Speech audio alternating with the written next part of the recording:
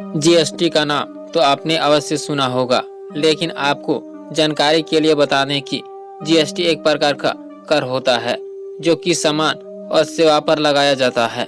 GST की शुरुआत 2017 में हुई थी। जीएसटी से पहले हमारे देश में सभी अलग अलग सामान और अलग अलग सेवाओं पर कई भिन्न भिन्न प्रकार के कर लगाए जाते थे, लेकिन नई कर व्यवस्था को लागू करने की प्रक्रिया काफी पहले शुरू हो गई थी। 2000 में भारत के तत्कालीन प्रधानमंत्री अटल बिहारी वाजपेयी ने जीएसटी कानून का मसौदा तैयार करने के लिए एक समिति का गठन किया। 2004 में एक टास्क फोर्स ने निष्कर्ष निकाला कि उस समय कर व्यवस्था को बढ़ाने के लिए नई कर संरचना को लागू किया जाना चाहिए। 2006 में 1 अप्रैल 2010 से जीएसटी की शुरुआत का प्रस्ताव रखा और 2011 में जीएसटी कानून की शुरुआत को सक्षम करने के लिए संविधान संशोधन विधेयक पारित किया। 2012 में अस्थायी समिति ने जीएसटी के बारे में चर्चा शुरू की और 1 साल बाद जीएसटी पर अपनी रिपोर्ट पेश की। 2014 में उस समय के नए वित्त मंत्री अरुण जेटली ने संसद में जीएसटी विधेयक को फिर से पेश किया और 2015 में लोकसभा में विधेयक पारित किया। फिर भी कानून के कार्यान्वयन में देरी हुई क्योंकि इसे राज्यसभा में पारित नहीं किया गया था।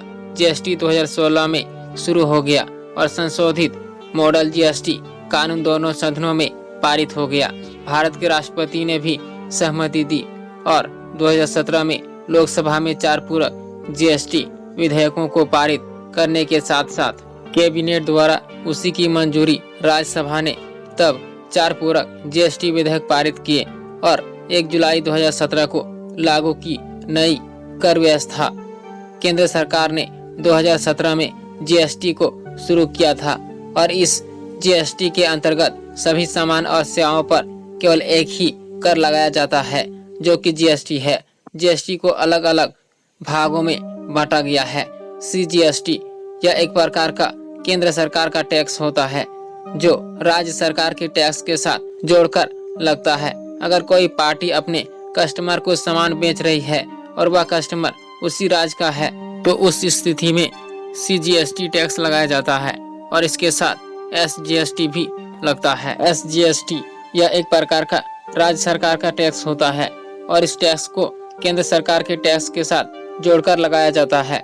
यह टैक्स भी एक राज्य की 2 पार्टियों के बीच सामान को खरीदने या बेचने पर लगाया जाता है। आईजीएसटी टैक्स केंद्र सरकार का होता है और यह टैक्स एक राज्य से दूसरे राज्य के पार्टियों के बीच सामान को खरीदने और बेचने पर लगाया जाता है। इस टैक्स को इंटीग्रेटेड टैक्स भी कहा जाता है। सो गाइस, आज की वीडियो में इतना ही। अगर ये वीडियो इन्फॉर्मेशन लगा तो लाइक शेयर सब्सक्राइब कीजिए। तब तक के लिए जय हिंद, वंदे मातरम।